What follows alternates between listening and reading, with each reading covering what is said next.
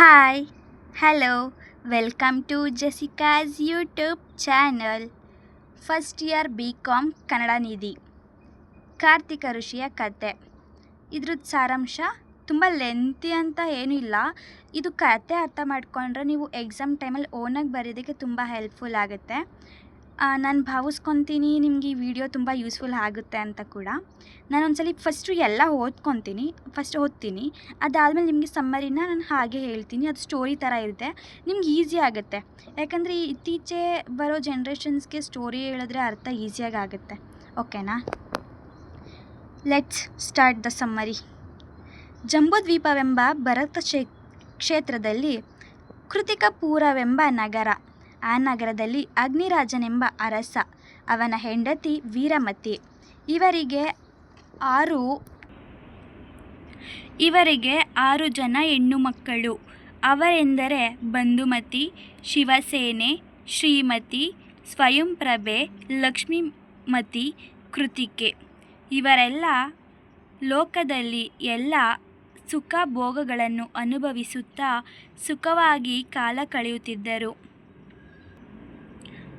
ಒಂದು ದಿವಸ ಫಾಲ್ಗುಣ ಮಾಸದಲ್ಲಿ ಈಶ್ವರನ ದೇವಾಲಯಕ್ಕೆ ಹೋಗಿ ದೇವರಿಗೆ ಪೂಜಿಸಿ ವಂದಿಸಿ ಅಲ್ಲಿನ ಋಷಿ ಗುರುಗಳಿಗೆಲ್ಲ ವಂದಿಸಿ ವ್ರತಗಳನ್ನು ಪೂರೈಸಿ ಪ್ರಸಾದವನ್ನು ತಂದು ತಮ್ಮ ತಂದೆ ತಾಯಿಗೆ ನೀಡಿ ಹೋಗುವಾಗ ಅರಸನಾದ ಅಗ್ನಿರಾಜನು ತನ್ನ ಕಿರಿಯ ಮಗಳಾದ ಕೃತಿಕೆಯ ರೂಪವನ್ನು, ತೇಜಸ್ಸನ್ನು, ಚೆಲುವನ್ನು ಕಂಡು ಆಸೆ ಪಟ್ಟು ತನ್ನ ಅಧೀನದಲ್ಲಿದ್ದ ರಾಜರು, ಮಹಾರಾಜರು, ಪರಿವಾರ, ಮಂತ್ರಿ ವರ್ಗವನ್ನು ಹಾಗೂ ತನ್ನ ಮಡದಿಯಾದ ವೀರಮತಿಯನ್ನು ಕರೆದನು.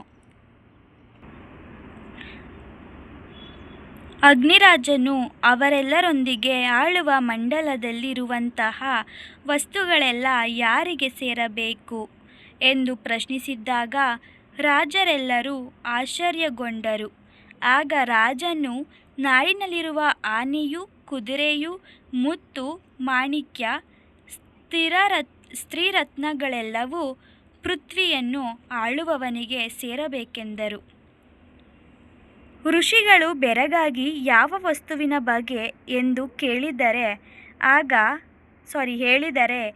ಆಗ ಅದು ರಾಜನಿಗೆ ದಕ್ಕಬೇಕಾದದ್ದ ಅಥವಾ ದಕ್ಕುವುದಲ್ಲದ ಎಂದು ಹೇಳಬಹುದೆಂದಾಗ ರಾಜನು, ನೀವೆಲ್ಲ ಹೇಳುವುದನ್ನು ಗಮನಿಸಿದರೆ ನೀವು ಬಹು ಪ್ರಲಾಪಿಗಳು ಎಂದು ಅವರನ್ನು ಪಟ್ಟಣದಿಂದ ಹೊರಗೆ ಅಟ್ಟಿಬಿಟ್ಟನು. ಮಿಕ್ಕ ಸಾಮಂತರು, ರಾಜರು, ಪರಿವಾರದವರು ಭಯಗೊಂಡು ಹೌದು, ಇರುವ ವಸ್ತುಗಳೆಲ್ಲ ರಾಜನಿಗೆ ದಕ್ಕಬೇಕೆಂದು ಒಪ್ಪಿದರು. ಅಗ್ನಿರಾಜ ತನ್ನ ಹೆಂಡತಿ ವೀರಮತಿಯನ್ನು ಒಪ್ಪಿಸಿ ತನ್ನ ಆಸೆಯಂತೆ ಅವನ ಮಗಳಾದ ಕೃತಿಕೆಯನ್ನು ವಿವಾಹವಾದನು.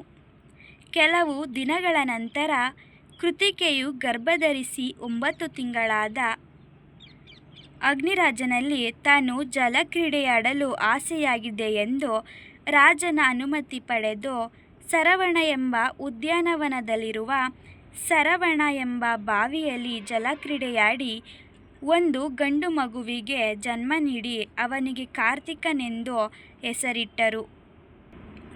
ನಂತರ ಮತ್ತೊಂದು ಹೆಣ್ಣು ಮಗುವಿಗೆ ಜನ್ಮ ಕೊಟ್ಟ ಆಕೆಗೆ ವೀರಶ್ರೀ ಎಂದು ಹೆಸರನ್ನಿಟ್ಟು ಆಕೆ ಬೆಳೆದ ನಂತರ ಕೋಗಳಿ ಎಂಬ ನಾಡನ್ನು ಆಳುವ ಕ್ರೌಂಚನೆಂಬ ಅರಸನಿಗೆ ಕೊಟ್ಟು ವಿವಾಹ ಮಾಡಿ ಕೆಲವು ಕಾಲ ಕಳೆಯುತ್ತಿತ್ತು.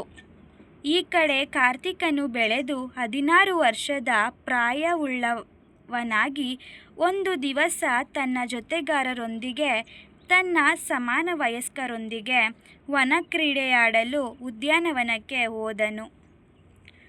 ಒಮ್ಮೆ ತನ್ನ ಸಹಚರರೊಂದಿಗೆ ವನಕ್ರೀಡೆಯಾಡಲು ಹೋದಾಗ ಅವನ ಸಹಚರರಿಗೆ ಉಡಲು, ತಿನ್ನಲು, ಕುಡಿಯಲು ಹಲವು ಪಾನೀಯ ತಿಂಡಿಗಳು ಅವರ ಅಜ್ಜಂದಿರಿಂದ ಬಂದವು. ಆದರೆ ಕಾರ್ತಿಕನಿಗೆ ಬರಲಿಲ್ಲ. ಇದರಿಂದ ಬಹಳಷ್ಟು ದುಃಖಿತನಾದ. ವನಕ್ರೀಡೆಯಾಗಿ ಅರಮನೆಗೆ ಬಂದವನೇ ತನ್ನ ತಾಯಿ ಕೃತಿಕೆಯಲ್ಲಿ, ಅಮ್ಮ, ನಿಮ್ಮ ತಂದೆಯ ಅಂದರೆ ನಮ್ಮ ಅಜ್ಜ ಇದ್ದಾನೋ ಇಲ್ಲವೋ ಎಂದು ಪ್ರಶ್ನಿಸಿದ್ದನು. ಈ ಪ್ರಶ್ನೆಯಿಂದ ಮನನೊಂದ ಕೃತಿಕೆ, ನಿನ್ನ ತಂದೆಯೇ ನನಗೂ ತಂದೆಯ ಎಂದಾಗ ಕಾರ್ತಿಕನಿಗೆ ಆ ವಿಷಯವೇ ವೈರಾಗ್ಯಕ್ಕೆ ಕಾರಣವಾಯಿತು. ತನ್ನ ತಂದೆಯೇ ತನ್ನ ತಾಯಿಗೂ ತಂದೆ ಎಂಬ ವಿಷಯದಿಂದ ವೈರಾಗ್ಯಕ್ಕೆ ಒಳಗಾದ ಕಾರ್ತಿಕನು ಶ್ರೀವರ ಎಂಬ ಆಚಾರ್ಯ ಬಳಿ ತಪಸ್ಸನ್ನು ಪಡೆದು ಎಲ್ಲವನ್ನು ಕಲಿತು ಗುರುಗಳ ಕೇಳಿ ಅನುಮತಿ ಪಡೆದು ಏಕಾಂಗಿಯಾಗಿ ವಿಹಾರಿಯಾಗಿ ಗ್ರಾಮ, ನಗರ, ಖೇಡ, ಕರ್ವಾಡ, ಮಂಡಪ ಸುತ್ತಲಿನ 4 ದಿಕ್ಕುಗಳಲ್ಲಿ ಸಂಚರಿಸುತ್ತಾ ದಕ್ಷಿಣ ದಿಕ್ಕಿನೆಡೆಗೆ ಬಂದನು. ದಕ್ಷಿಣ ದಿಕ್ಕಿನಲ್ಲಿ ಸಂಚರಿಸುತ್ತಾ ಕ್ಷಿಕಂದ ಎಂಬ ಪರ್ವತದಲ್ಲಿ ಪ್ರತಿಮಯೋಗ ಎಂಬ ಧರ್ಮಾಚರಣೆ ಕೈಗೊಂಡು ಧ್ಯಾನಾಸಕ್ತನಾದಾಗ ಜೋರಾದ ಮಳೆ ಬಂದು ಕಾರ್ತಿಕನ ಮೈಮೇಲಿನ ಕೆಸರೆಲ್ಲವೂ ನೀರು ಸೌರೌಷಧಿಯಾಗಿ ಮಾರ್ಪಟ್ಟು ಆ ನೀರಿನಲ್ಲಿ ಮುಳುಗಿದವರಿಗೆ ಅವರವರ ವ್ಯಾಧಿಯೆಲ್ಲವೂ ಪರಿಹಾರವಾಗುತ್ತಿತ್ತು. ಈ ರೀತಿಯಲ್ಲಿ ದಕ್ಷಿಣ ದಿಕ್ಕಿನಲ್ಲಿ ಮಾಡುವ ಒಂದು ತೀರ್ಥವಾಯಿತು. ನಂತರ ಕಾರ್ತಿಕ ಋಷಿಯ ವಿಹರಿಸುತ್ತಾ ಬಂದು ಕೋಗುಳಿಯಲ್ಲಿನ ಬಸದಿಯಲ್ಲಿ ಪಂಥಾತಿಚಾರ ನಿಯಮಗಳನ್ನು ಮಾಡಿ ದೇವರಿಗೆ ವಂದಿಸಿ ಮಧ್ಯಾಹ್ನದ ವೇಳೆಗೆ ಭಿಕ್ಷಾಟನೆಗಾಗಿ 4 ವರ್ಣದವರ ಮನೆಗಳಿಗೆ ಹೋಗಿ ನಂತರ ಕೋಗಳಿಯಲ್ಲಿನ ಅರಮನೆಗೆ ಬಂದಾಗ ಅರಮನೆಯಲ್ಲಿದ್ದ ಕಾರ್ತಿಕ ಋಷಿಯ ತಂಗಿ ವೀರಶ್ರೀಯು ತನ್ನ ಅರಸನಾದ ತಲೆಯನ್ನು ತೊಡೆಯ ಮೇಲಿಟ್ಟುಕೊಂಡು ತಲೆಯನ್ನು ತನ್ನ ಉಗುರುಗಳಿಂದ ನೇವರಿಸುತ್ತಾ ಮಾಳಿಗೆಯಲ್ಲಿ ಏಕಾಂತದಲ್ಲಿರುತ್ತಾರೆ. ಭಟ್ಟಾರರ ಬರುವಿಕೆ ತಿಳಿದು ಅವರಿಗೆ ಭಿಕ್ಷೆ ನೀಡಲೆಂದು ವೀರಶ್ರೀಯು ಮಾಳಿಗೆಯಿಂದ ಇಳಿದು ಬರುತ್ತಾಳೆ. ಆದರೆ ಕಾರ್ತಿಕ ಭಟ್ಟಾರರು ತಡವಾದ್ದರಿಂದ ಹಿಂತಿರುಗಿ ಹೊರಟು ಬಿಟ್ಟರು. ಭಟ್ಟಾರರು ಹೊರಟಿದ್ದನ್ನು ಕಂಡ ವೀರಶ್ರೀಯು ಅವರು ತಡೆದು ಚಾರಿಗೆ ಪಡೆಯಲು ವಿನಂತಿಸಿದರು. ಹಿಂತಿರುಗಿ ಹೊರಟ ನಂತರ ತಿರುಗಿ ಬರಲಾಗದು ಎಂದು ತಿಳಿದಾಗ ಅವನ ಕೈ ಹಿಡಿದು ವೀರಶ್ರೀ ತನ್ನ ಅಣ್ಣನಾದ ಕಾರ್ತಿಕ ಭಟ್ಟಾರರನ್ನು ಬೇಡಿಕೊಳ್ಳುತ್ತಿರುತ್ತಾಳೆ. ಮಾಳಿಗೆಯ ಮೇಲೆ ವೀರಶ್ರೀಯ ಅರಸನು ಎಚ್ಚರಗೊಂಡು ತನ್ನ ಅರಸಿಯನ್ನು ಹುಡುಕಿ ದಾಸಿಯಿಂದ ಆಕೆ ಒಬ್ಬ ಭಟ್ಟಾರನಿಗಾಗಿ ಕೈ ಹಿಡಿದು ಎಳೆದಾಡುತ್ತಾ ಅವನ ಹಿಂದೆ ಹೋದಳೆಂದು ತಿಳಿದ ರಾಜ ಶಕ್ತಿಯೆಂಬ ಆಯುಧವನ್ನು ತಂದು ಹಿರಿದು ಭಟ್ಟಾರನ ತಲೆ ಕೈ ಹಿಡಿದು ದರ ಎಳೆದು ಘಾತಿಸಿ ನೂಕುತ್ತಾನೆ. ಸ್ವಾಮಿ ಕಾರ್ತಿಕ ಋಷಿಯು ಕ್ಷಮೆಯಂ ಭಾವಿಸಿ ರಕ್ತ ಹರಿಯುತ್ತಿದ್ದರಿಂದ ನೋವಿನ ಬಗೆಯ ಬೆಂಕಿಯಿಂದ ಬಾಯಾರಿಕೆ ಹೆಚ್ಚಾಗಿ ತಂಪಾಗಿರುವಲ್ಲಿ ಸಮಾಧಿಯಾಗಬೇಕೆಂದು ಬಯಸಿದ್ದಾಗ ಕಾರ್ತಿಕ ಋಷಿಯ ಅಜ್ಜಿಯಾದ ವೀರಮತಿ ಮಹಾದೇವಿಯು ಬ್ರಹ್ಮಚರ್ಯ ವ್ರತವನ್ನು ಮಾಡಿ ಕಾಲ ಕಳೆದ ನಂತರ ವ್ಯಂತರ ದೇವತೆಯಾಗಿ ಹುಟ್ಟಿರುತ್ತಾಳೆ. ಹಾಗಾಗಿ ತನ್ನ ಮೊಮ್ಮಗನ ನೋವಿನಿಂದ ಮನಸ್ಸಿನಲ್ಲಿ ಕಂಪನವಾಗಿ ತಿಳಿದು ಬಂದು ಭಟ್ಟಾರನಿಗೆ, ನಿನಗೆ ಈ ಸ್ಥಿತಿ ತಂದವರನ್ನೆಲ್ಲ ಕೊಲ್ಲಲೆ ಎಂದಾಗ ಕಾರ್ತಿಕ ಭಟ್ಟಾರರು, ಬೇಡ, ನನ್ನನ್ನು ಒಂದು ತಂಪಾದ ಸ್ಥಳಕ್ಕೆ ಕರೆದೊಯ್ಯು ಎಂದು ಕೇಳಿದರು. ಆಗ ವ್ಯಂತರ ದೇವತೆಯು ನವಿಲಿನ ರೂಪವನ್ನು ಪಡೆದು ಬೆನ್ನಿನ ಮೇಲೆ ಕೂರಿಸಿಕೊಂಡು ಕೋಗುಳಿಯ ಪೂರ್ವದ ದಿಕ್ಕಿನ ಪರ್ವತದಲ್ಲಿನ ಕೊಳದ ದಡದಲ್ಲಿದ್ದ ಲತಾಮಂಟಪದೊಳಗೆ ಇರಿಸಿ ಹೋದಳು. ಪರ್ವತದ ಮೇಲಿಂದ ನಿರ್ಜನ ಶಿಖರಗಳಿಂದ ಬೀಸುತ್ತಿದ್ದ ತಂಪಾದ ಗಾಳಿಯಿಂದಾಗಿ ಕಾರ್ತಿಕ ಋಷಿಯ ಮೈಯಿಗೆ ಆಪ್ಯಾಯಮಾನವಾದ ಭಾವನೆ ಉಂಟಾಗಿ ಒಳ್ಳೆಯ ರೀತಿಯಲ್ಲಿ ಧ್ಯಾನಾಸಕ್ತನಾಗಿ ಮರಣ ಹೊಂದಿ ಸರ್ವಾರ್ಥ ಸಿದ್ಧಿಯೋಳ್ ಮೂವತ್ತೂರು ಸಾಗರೋಪೈಶ್ಯ ಪಡೆದ ಒಡೆಯ ಅಹಮಿಂದ್ರನಾಗಿ ಹುಟ್ಟಿದನು. ಈ ಕಡೆ ಭಟ್ಟಾರರ ತಂಗಿಯಾದ ವೀರಶ್ರೀಯು ಭಟ್ಟಾರರು ಬಂದು ಹೋದದ್ದರಿಂದ ಹಗಲು ಇರುಳು ಎನ್ನದೆ ಹಲವು ದಿವಸದಿಂದ ಬಹಳಷ್ಟು ದುಃಖ ಅನುಭವಿಸುತ್ತಿರುತ್ತಾಳೆ. ಇದನ್ನು ಕಂಡ ಅರಸನು ಆಕೆಯನ್ನು ಆ ರೀತಿ ನೋಡಲಾಗದೆ ತನ್ನ ಅರಸಿಯನ್ನು ಯಾರೊಬ್ಬನು ನಗಿಸಿ ದುಃಖ ಮರೆಯುವಂತೆ ಮಾಡುವನೋ ಅವನಿಗೆ ಕೇಳಿದ್ದನ್ನು ಕೊಡುವೆನೆಂದು ಘೋಷಣೆ ಹೊರಡಿಸಿದ. ಇದನ್ನು ತಿಳಿದ ಹಲವಾರು ಜನರು ಯಕ್ಷಗಾನ, ಬಯಲಾಟ ಎಂಬ ಹಲವು ರೀತಿಯ ರೂಪಗಳನ್ನು ಧರಿಸಿ ಬಂದು ಆಡಿ ನಗಿಸಲು ಯತ್ನಿಸಿದರೂ ಆಗಲಿಲ್ಲ. ಆಗ ಒಮ್ಮೆ ಒಬ್ಬ ಕರಿಯ ಬಟ್ಟೆಯನ್ನು ತೊಟ್ಟು ಮೈಯೆಲ್ಲ ಮಸಿಯ ಬಳಿದುಕೊಂಡು ಬಾಯಿಯ ಎರಡು ಕಡೆ ಕವಡೆಯನ್ನು ಹಲ್ಲಿನಂತೆ ಮಾಡಿ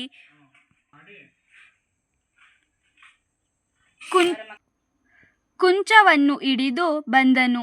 ಆಗ ಅರಸನು ಕಂಡು ಅರಸಿಗೆ ನಿನ್ನ ಸಹೋದರ ಭಟ್ಟಾರರು ಬಂದರೆಂದು ತೋರಿಸಿದಾಗ ಅವನನ್ನು ಕಂಡ ವೀರಶ್ರೀಯು ಹಿಂದೆಂದೂ ಕಾಣದ ರೂಪವನ್ನು ಕಂಡು ನಕ್ಕು ದುಃಖವನ್ನು ಮರೆತಳು.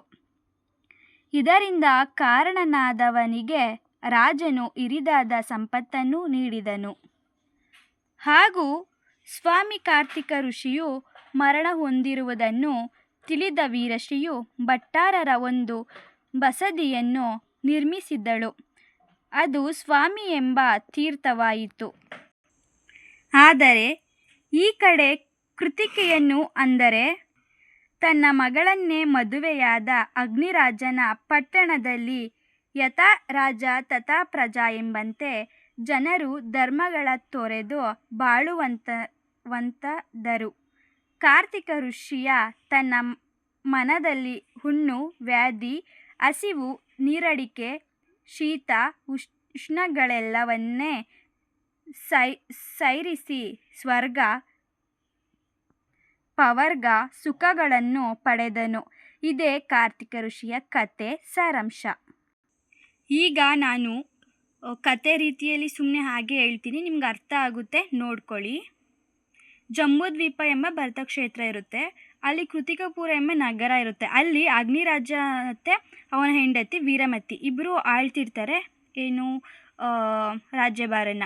ಅವ್ರಿಗೆ 6 ಜನ ಮಕ್ಕಳಿರ್ತಾರೆ, ಅದು ಹೆಣ್ಮಕ್ಳೇ.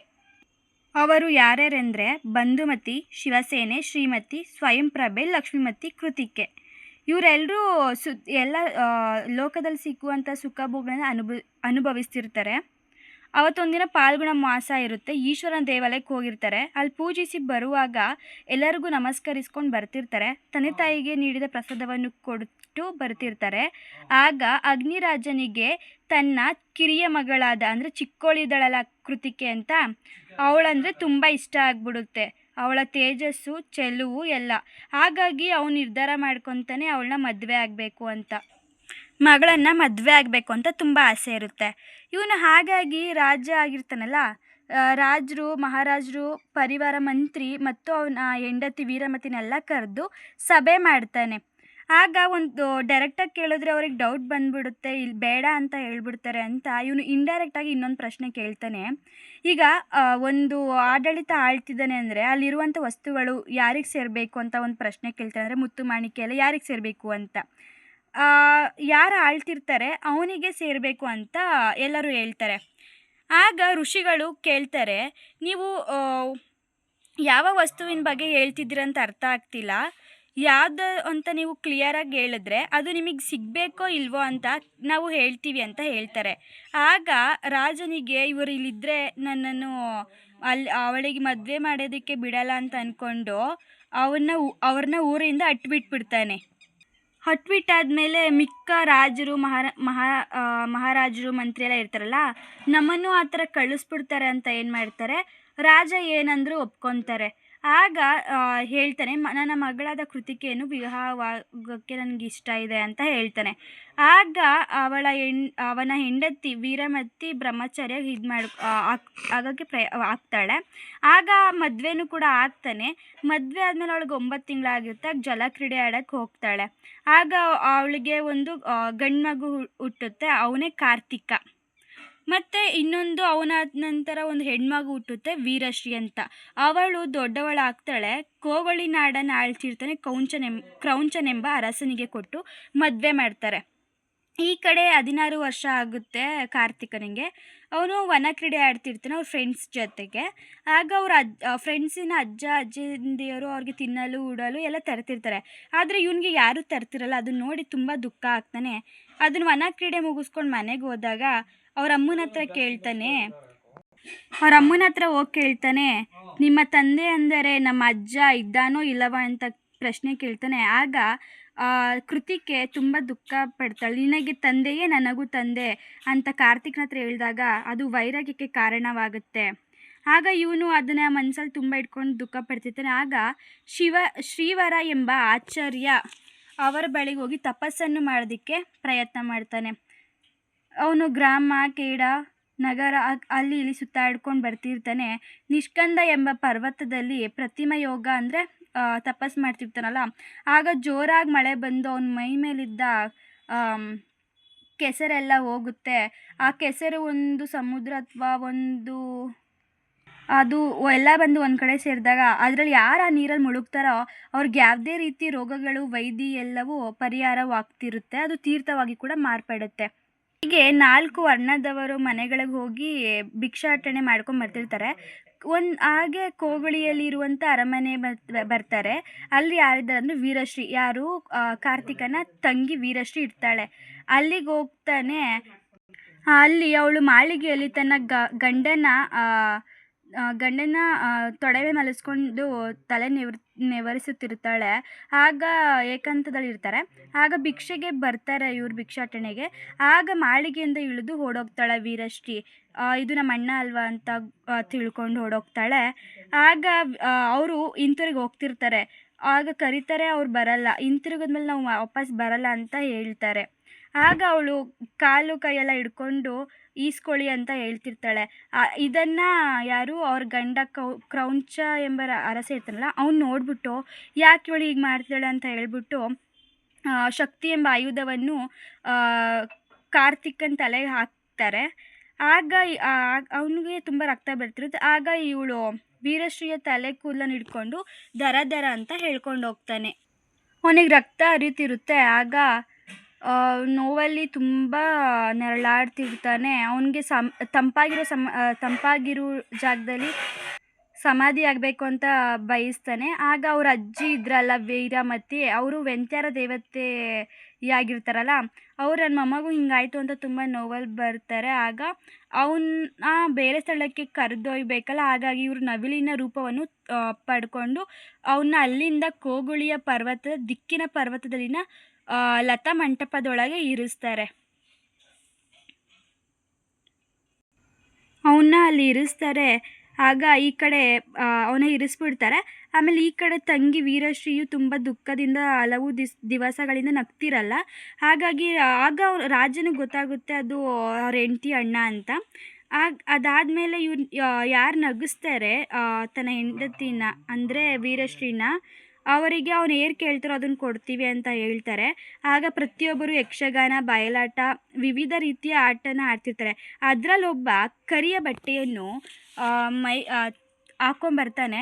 ಮಸಿ ಬೆಳ್ಕೊಂಡು ಬಾಯಿ 2 ಕಡೆ ಕವಡೆ ಹಿಡ್ಕೊಂಬರ್ತಾನೆ, ಹಲ್ಲಿನಂತೆ ಕುಂಚನ ಹಿಡಿದು ಬರ್ತಾನೆ. ಅದನ್ನು ನೋಡಿ ಭಟ್ಟರು ಬರ್ತಿದ್ದಾರೆ ಅಂತ ಅವ್ರ ಗಂಡ ಹೇಳ್ತಾನೆ. ಆಗ ಅವಳು ತುಂಬ ನಗ್ತಾಳೆ ದುಃಖವನ್ನು ಮರೆತು. ಆಗ ಈ ಕಾರಣಕ್ಕೆ ಅವನು ಪಾಲಾದ ಒಂದು ವ್ಯಕ್ತಿ ಅಂದರೆ ಅವನಿಗೆ ಏನು ಬೇಕೋ ಅದನ್ನು ಕೊಡ್ತಾನೆ. ಆಗ ಇವಳು ಕಾರ್ತಿಕ ಮರಣ ಹೊಂದಿರ್ತಾನಲ್ವ, ಆಗ ವೀರಶ್ರೀ ಒಂದು ಬಸದಿಯನ್ನು ನಿರ್ಮಿಸ್ತಾಳೆ. ಅದಕ್ಕೆ ಸ್ವಾಮಿ ಎಂಬ ತೀರ್ಥ ಆಗುತ್ತೆ. ಈ ಕಡೆ ಕಾರ್ತಿಕೆಯನ್ನು ಅಂದರೆ ಮಗಳನ್ನೇ ಕೃತಿಕೆಯನ್ನು ಅಂದರೆ ಮದುವೆ ಆಗ್ತಾನಲ್ಲ ಅಗ್ನಿರಾಜ, ಅವನು ಯಥಾ ಪ್ರಕಾರ ತಥಾ ಪ್ರಕಾರ ಅಂತ ಇರ್ತಾನೆ. ಇಷ್ಟೇ ಇಲ್ಲಿರೋದು ಈ ಕಾರ್ತಿಕ ಋಷಿಯ ಕತೆ. ಈ ಸಾರಾಂಶ ನಿಮ್ಗೆ ಯೂಸ್ಫುಲ್ ಆಗಿದೆ ಅಂತ ಅಂದ್ಕೊತೀನಿ. Thank you for watching. Subscribe ಮಾಡಿ, ಶೇರ್ ಮಾಡಿ, ಲೈಕ್ ಮಾಡಿ.